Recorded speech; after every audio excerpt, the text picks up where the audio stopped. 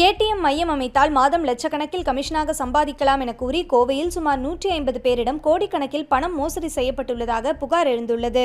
கோவை நவ இந்தியா பகுதியில் ZPE ATM என்ற தனியார் நிறுவனம் செயல்பட்டு வருகிறது.